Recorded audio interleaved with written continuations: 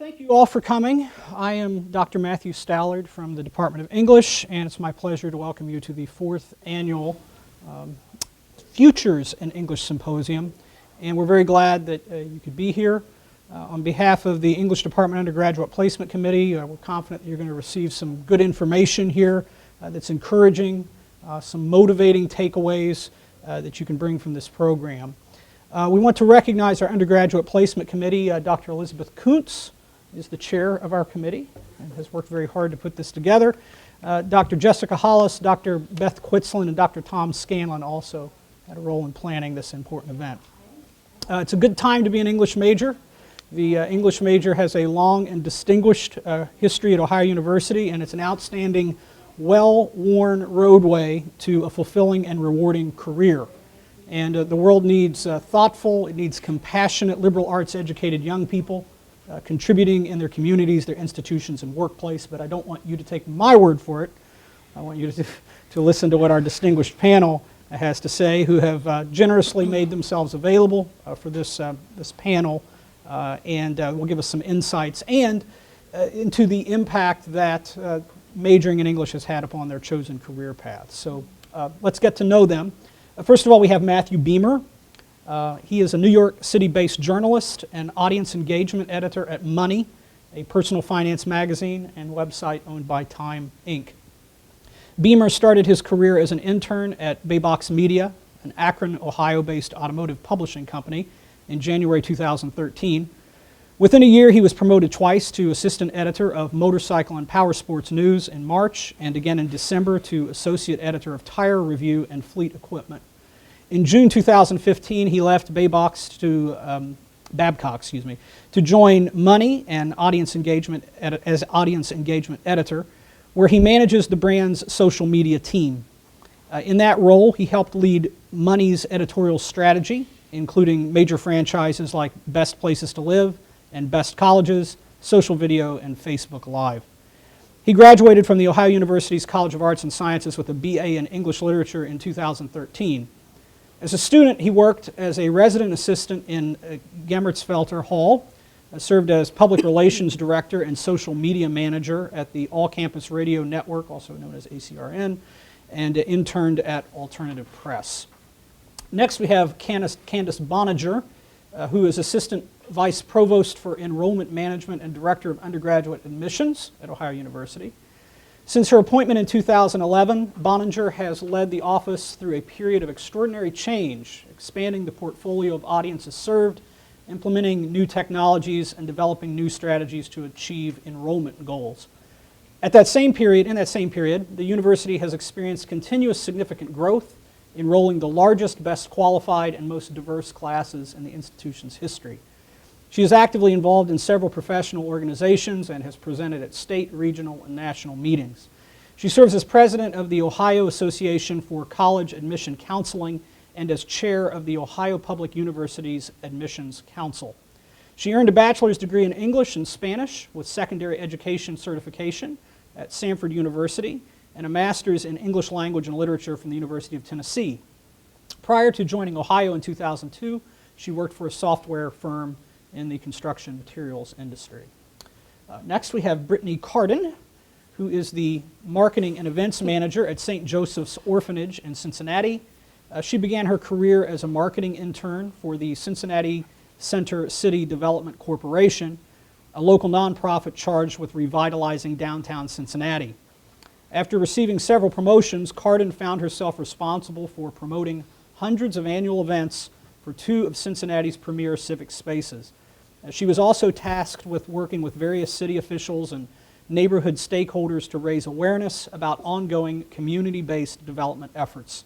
She now works for St. Joseph Orphanage, Cincinnati's oldest and most historic social service agency. Cardin graduated with a bachelor's degree in English in 2011.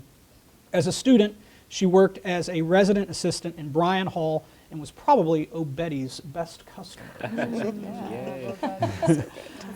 Maria Elena Iannarino is an associate creative director at Resource Amirati, an IBM company in Columbus. Iannarino began her career as a copywriter more than 7 years ago and has had the privilege of creating on behalf of brands like Purina Cat Chow, Kraft Heinz, P&G Hair Care, Sherwin-Williams, and more. She has an extensive portfolio which includes California Pizza Kitchen and herbal essences. She graduated with a bachelor's degree in English in 2007. Her fondest memories of Athens include being a grill cook at the Oasis, drinking iced coffees in Ellis Hall, and walking along the bike path on a hot summer day. So folks, this is truly a distinguished panel worthy of our attention. So here is our roadmap. We're going to give each of our panelists a little opportunity to talk about their experiences inspired by a few prepared questions, and then you have an opportunity to pose questions. So we've distributed some cards, so feel free to jot down on something on the note cards that are provided, or if not, you may directly pose your question to the panel by simply raising your hand. So panelists, let's begin with this. What is your best Ohio University memory? And we'll just start with Matthew and work our way down. My best memory was, so I was PR director of ACRN, and my senior year we put on Lobster Fest every year, which is like this giant festival of musicians, and so my favorite memory was putting that together and going to the shows and getting sweaty outside on College Green or South Green and hanging out and listening to punk rock all morning and afternoon. And yeah, it was a good time. So. So for me, it's a tie, since you mentioned the Oasis. One is just a vivid memory of a squirrel holding an entire Krispy Kreme donut in his hands and eating it on the railing of the Oasis. So that's one. But really more basic than that, when I moved here, I promised my mom that I would keep my teaching license up, and I didn't eventually do that. But first I took a graduate class under Dr. Joan McMath in the College of Education, and it was a literature for young adults class, and she made us in our first meeting sit on the floor, and she read a book to us. And I hadn't done that, I think, in probably 30 years, sit on the floor and be read to in that way. And it was such a vivid memory of how important that is and what a foundational component of education that probably was for all of us. And it was impactful for me that she was insisting that these people who had bachelor's degrees take humility and do that. That's awesome. I'm so glad you remember the Oasis, because I'm not sure that anybody in the panel will remember. I did. The Oasis was still there. Okay. All the smoothies. It was this cafe right at the top of Morton Hill. So you'd get to the top and you'd turn right, and it was called the Oasis because Morton Hill made you like want to die. And they had food that you could buy with your meal swipe. And I was a grill cook. And that's significant because I've been a vegetarian for 16 years, and I would have to make like rows and rows and rows and rows of Angus burgers. But I just loved it. And one of the privileges it afforded me was that in Ellis, when everybody would go out for the break, in the middle of those long classes to smoke or whatever, I would scamper over and run behind the counter and pour myself an iced coffee. And I would do that so often that it's not like a specific memory, it's just that privilege stuck out in my mind, and I still remember like chewing on the sugar while I was walking back to class, and it was great. It was just one of those simple things that I really miss about being here. Oh, I've had a lot of really great memories. My core group of best friends, we all met at OU years ago, and we talk pretty much every day, every week. But if I had to pick one, I studied English and psychology along with my best friend, so we balanced our time between Ellis and Porter, and we took, I don't know if he's still here, but Dr. Gary Sarver, who's one of the best, professors just OU has, I think, in my opinion. And I just remember how challenging he was, but in a good way, but he also knew how to make us crack up. And there was I was in class with my best friend sitting in the front row, and about 20 minutes into class, all of a sudden a student stood up and he slammed his book down on the desk and he said, "I can't effing take this anymore," and stormed out. And the whole class was just silent. I mean, just aghast, shocked, like, I can't believe, oh my word. And Sarver, we looked over at Sarver in the corner, and he His face was red. He was laughing so hard. It turned out the student was getting a delivery of exotic fish, had asked to leave early beforehand, and Sarver said, only if you do it this way. He thought it was hysterical. So it's a story that I tell everyone. That's amazing. Oh, goodness. So tell us a little bit about your career path since graduating. Yeah. So I probably, like a few of you, hopefully not all of you, got to my senior year, realized, oh crap, I've got to find a job. And I had a lot of interests, but I didn't really know where I wanted to go with those interests. So I spent a month, my first month after graduating, kind of taking a lot of informational interviews with people, kind of asking people what they do, what they want to do.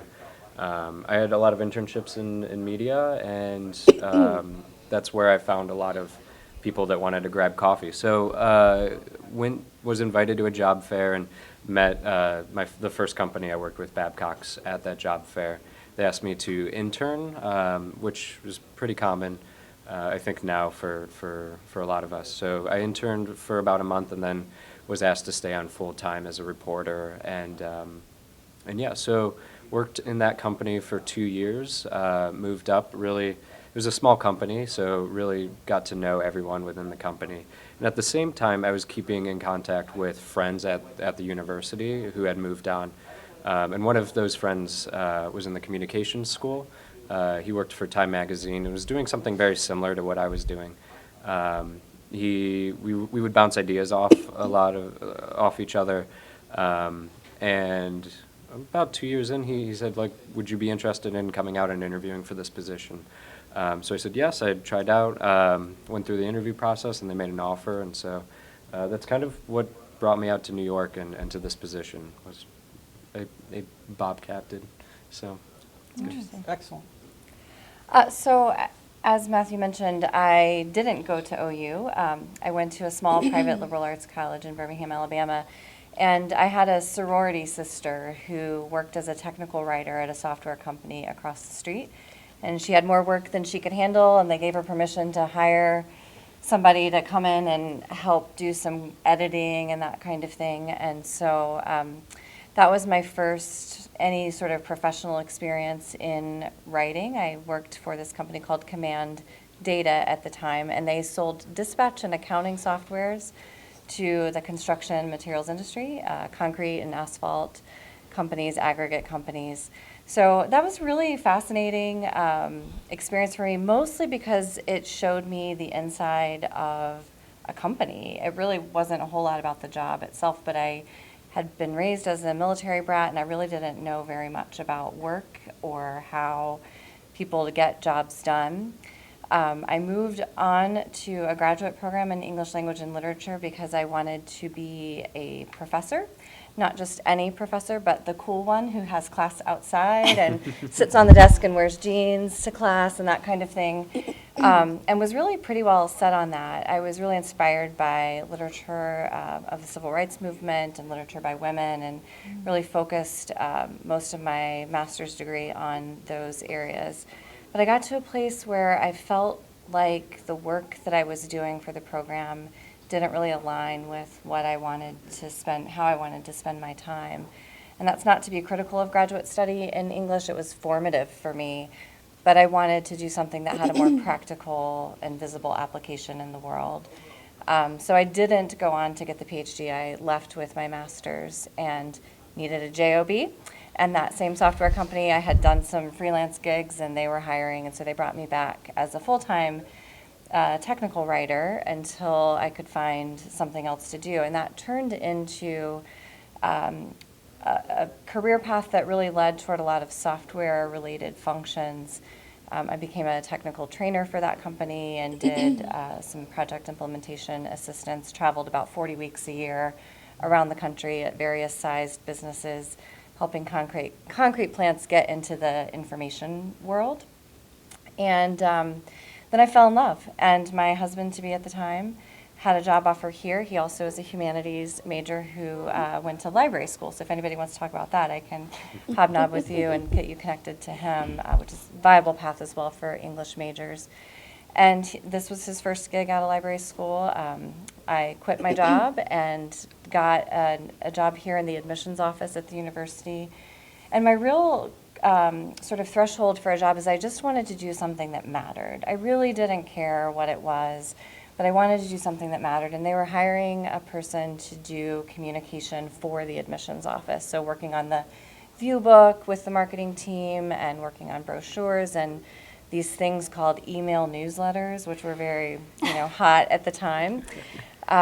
So I started in that job, and I really fell in love with the field and the profession and the industry that is changing lives in undergraduate admissions, and have sort of by happenstance worked my way up. I played a lot of games of Not It, and ended up it as the AVP for enrollment and director of undergraduate admissions here, and can't really imagine doing anything else. But I really think it was that the software piece that, and sort of the computer bridge that brought me to the team here, because they were implementing a software package at the same time and asked me to take that project on. So kind of my career path in a nutshell.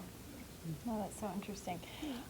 So I'll start with, I had gotten into Ohio University as a dietetics major because I was like, I'm going to be a nutritionist, and I've always really been into health and nutrition.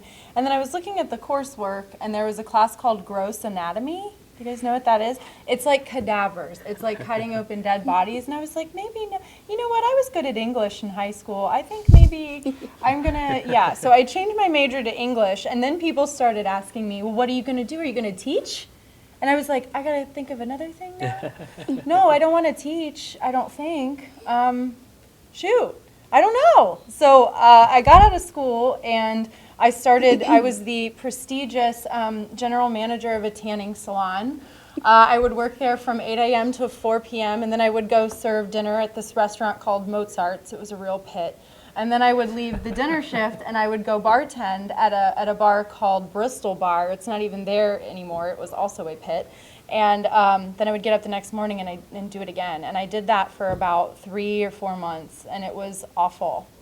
And then while I was doing that, I was searching every day for a job. I would go sit at this place in Columbus called Cafe Kerouac, and my job on the weekends was finding another job, because you just heard what I was doing. And I got hired by this wealth planning firm called Wealthstone, and it was very, it was managing rich people's money, and it was, maybe 20 people company, 50-year-old white men, and then me, who was 23 at the time, and they were like, we want you to be our database administrator. We're rolling out something called SharePoint, which is like an intranet, and we want you to be the one to do that and to support first round of help desk. Can you do that? And I was like, yeah, sure. I love computers. I know what I'm doing. And I bought a book called SharePoint for Dummies, and I read it. And when people would come to me and they'd be like, this isn't working, I would be like, one moment. And I would read how to fix it. And because I can read and write very well, because of my English degree, I actually did a great job, which was the first thing that really surprised me. Like, you are so equipped to do things that you never ever thought you could possibly do, because you can read and write and absorb information well and then communicate it back to other people. So I worked there for like almost 3 years. And oddly enough, because I tried to get in an ad agency, the ad agency I work at now, I tried before, and they said, sorry lady, you don't have a portfolio, you don't have any of those printed pieces. But it's like, well, to get the experience I have to work somewhere. Working in this weird database administrator job that I wasn't really qualified for gave me the technical skills, the web skills, and the content management skills that complemented my bachelor's degree in English Lit and creative writing, that suddenly made me applicable for a copywriter position. And so and I didn't even know what that meant, by the way. On the first day that I got into Resource, they gave me an email to write for Herbal Essences. Have you ever subscribed to a branded email? You get those, somebody makes them. And they said, here you go, this is for Herbal Essences, and this is what we need you to do this. And I said, well, what should it say? And they said, you tell us. And I said, that's what I'm supposed to be doing? Oh my God. So it's a lot of fake it till you make it, which I hate to say that because it's like not what you're here to hear probably from a panel, but it really works, and you're a lot smarter than most people. So that's the best advice I could probably give you. Anyway, I've been there for like 7.5 years now, so I've been faking it long enough. That's the other thing. Like if you do that long enough, all of a sudden you're not faking it anymore, and you realize that you're learning stuff and you're able to teach other people things. So it's all very exciting. My story is kind of similar in a way. I started here as a psych major, and for years I was convinced that I wanted to be a psychiatrist. And I woke up, and I was also studying English as well because I've always loved literature. And I woke up one day when I was a junior, and I said, "There's no way I can be a psychiatrist. That will not work for me. I cannot have someone sitting on my couch telling me about their problems because I will tell them to suck it up and I will make no money."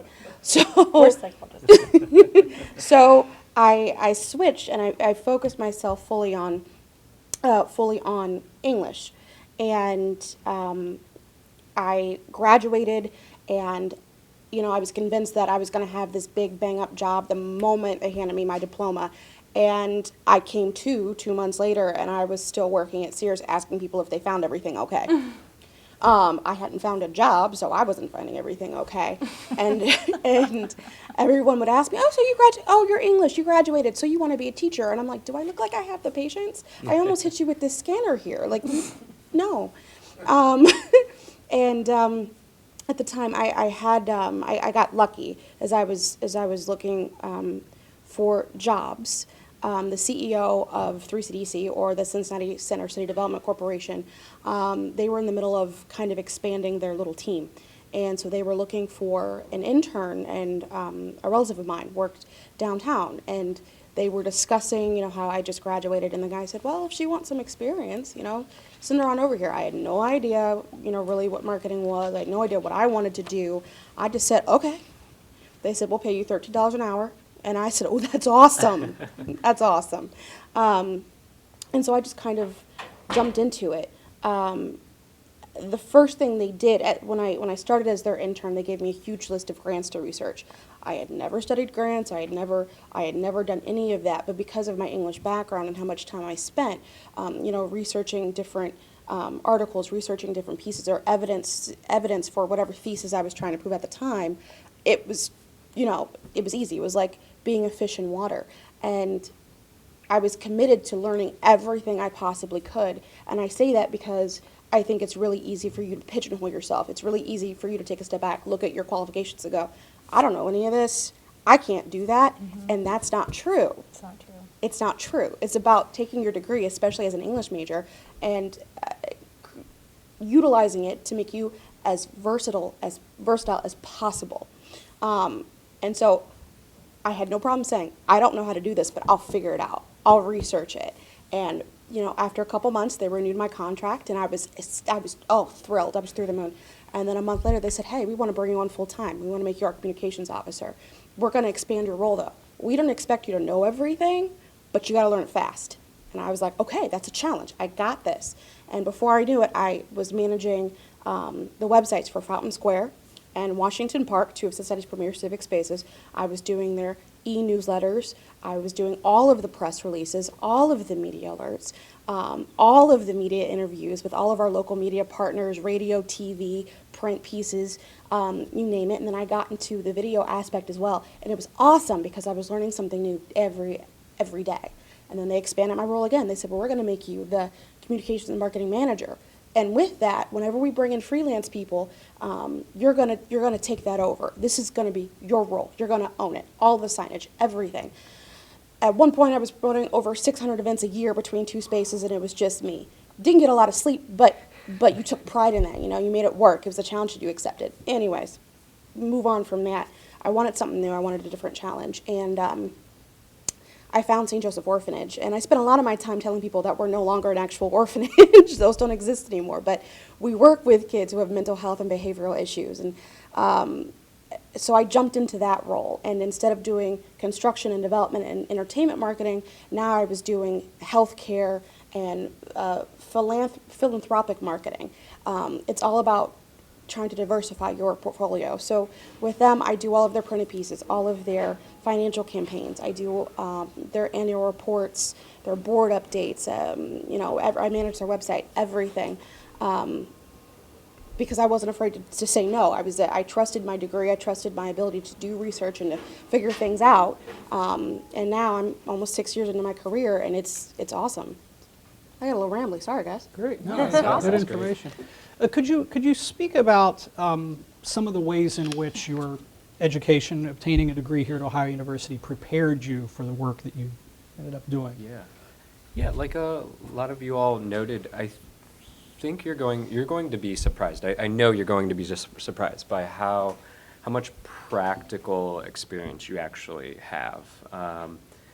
You know, the way that an English degree kind of forces you to interrogate subjects and to really find interesting angles into really dense subjects and topics and books and whatnot. So I think you know, it's kind of cliche, but your ability to think critically and to come at new subjects with a bit of skepticism and the ability to form arguments. These things will actually benefit you throughout your entire career and even in your personal life as you become citizens and you get involved in other ways that aren't in your career. So an example of that, so I started my career as a reporter, and I took a lot of classes at Scripps, and I learned the fundamentals of reporting. And that's sort of the catch-22 with an English degree, is that you're going to have to learn other skills that make you applicable to reporting. But the ability to come in, I do feel like I can take dense subjects like tires or motorcycles, which I really don't have any passion to discuss, but you find interesting ways in. I survived my 2 years at Tire Review because you find interesting things. So I got really into the like invisible ways that tires are designed. There are invisible features that you just don't really understand or really know. So it's like the science and chemistry behind rubber. And it sounds super boring, but it's a really like useful way to attack a career and yeah, you have practical skills that you may not know and you'll find a job and you may have to learn other things. You may have to learn a program, but you're there. You know, give yourself some credit. So I think I would say that yes, the practical skills, analysis, critical thinking, empathy, actually. You have to practice empathy and sort of understanding perspectives as an English major in a way that benefits you regardless of your career path, and I think is a professional expectation for advancement in any field. But I recently moved houses, and we unpacked our books last. It was kind of dreadful. We had to mount the bookshelves on the wall. And as we started unpacking these books, I found these texts that were, many of them from my graduate program, but some from undergrad, and they were on things like rhetoric and contexts and argumentation and persuasion and just the clinical aspects of writing that I actually don't remember studying in any applied way. I know that I took the classes, I'm sure that I did, and I'm sure the professors were compelling, but in that moment, I had this reflection, especially as now a member of a team. I supervise about 50 to 60 people, not all of whom have a core writing skill as part of what they offer. They have excellent contributions, but for not all of them is writing their bailiwick. And sometimes I can get a little critical about that, and another's ability or inability to put together thoughts in a concrete way. And it was just such a revelation to me to remember that I had trained to do this. Yes, there's some natural inclination and talent and that kind of thing, but that's only a piece of it. And so I really think this clinical experience of learning how to communicate in writing is probably the biggest takeaway of my degree. And my degree is plural, and the thing that I use every single day as I prepare memos for my boss or review publications that are going to go out to prospective students, whatever that is. It's that clinical preparation, in addition to all of the intangibles that you mentioned that I think I really value. I want to build upon a couple of things you guys said because, like Matthew and Candace both said, first of all, empathy. Oh my gosh, business needs your humanity.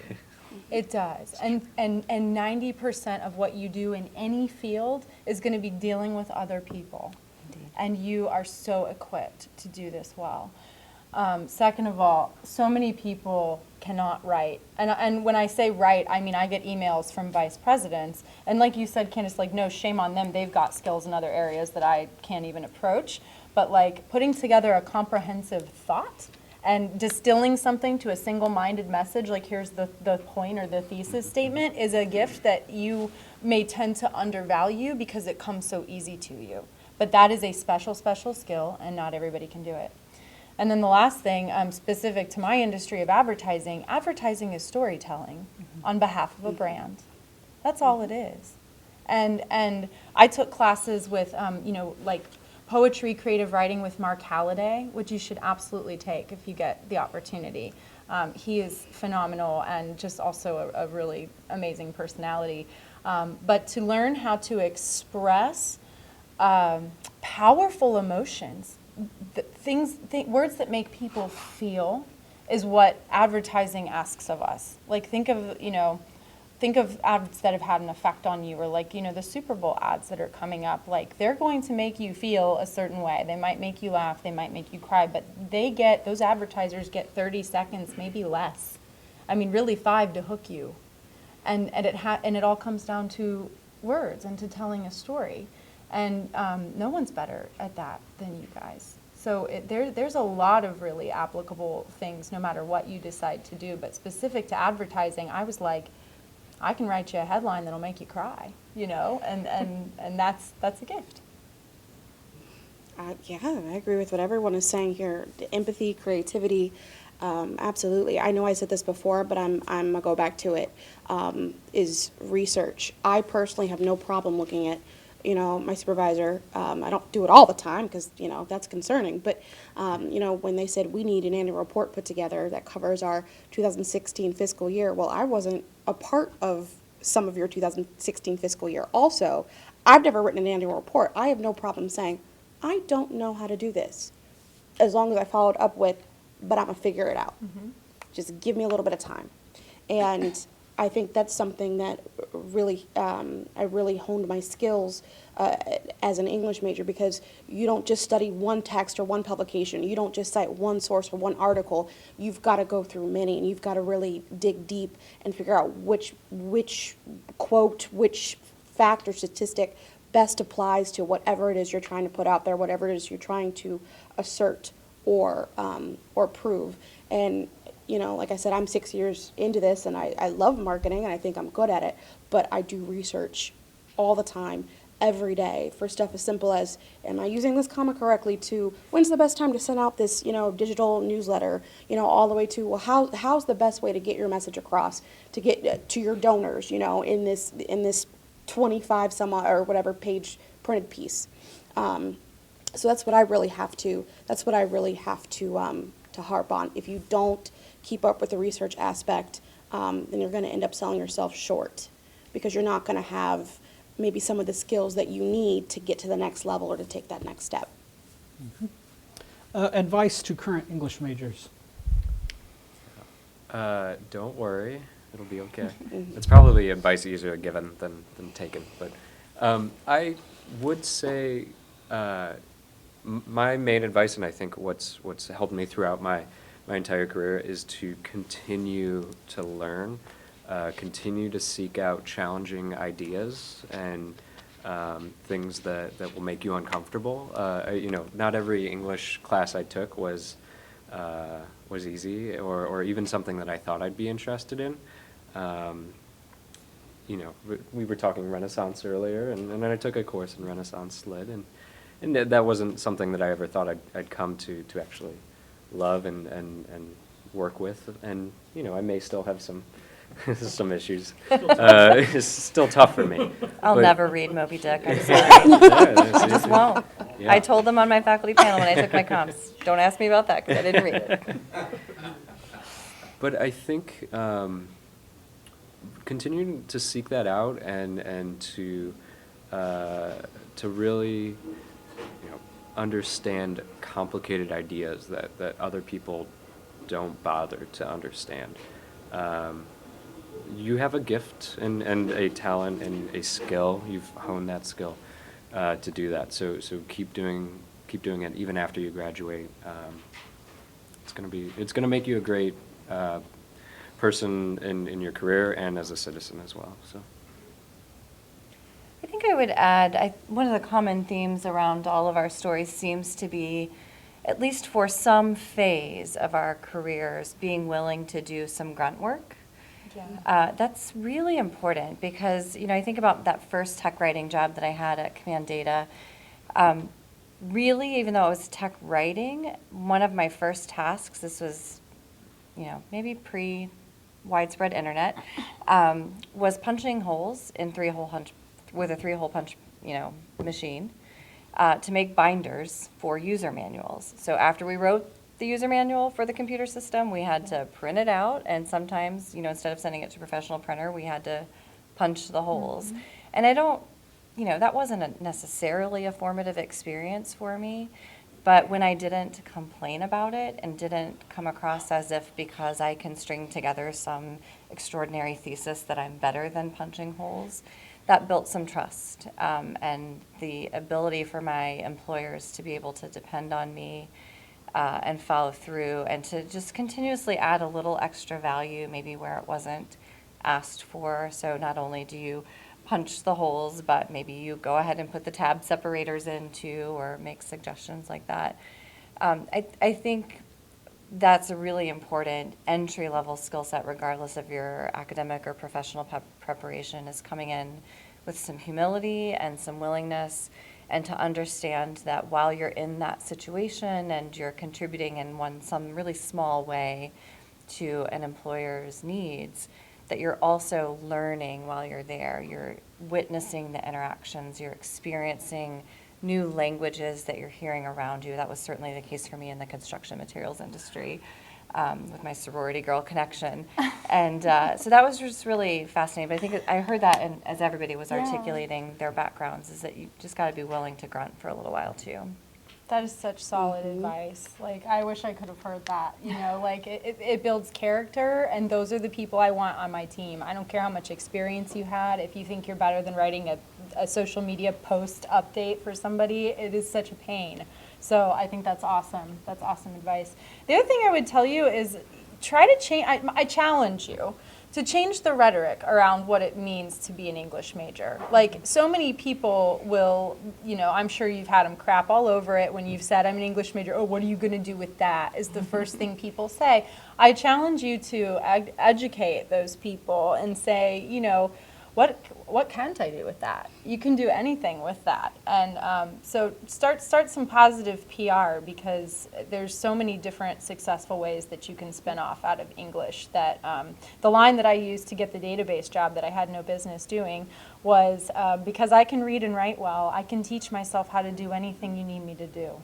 And in the days, and now that, you've got the internet, look it up. You guys can figure it out, building on what you said, Brittany, just figure it out. That's what you're here doing for 4 years, and you will be unbelievably prepared. I think you'll surprise yourself with how hard OU will feel in comparison to what you're going to walk into after this. So, I think these are all great. I would add to that, I think I said it before, we've all said it at some point, don't pigeonhole yourself. And with that, start looking at yourself as a brand, as your brand, because the moment they hand you that diploma, if not before, you've got to start selling yourself.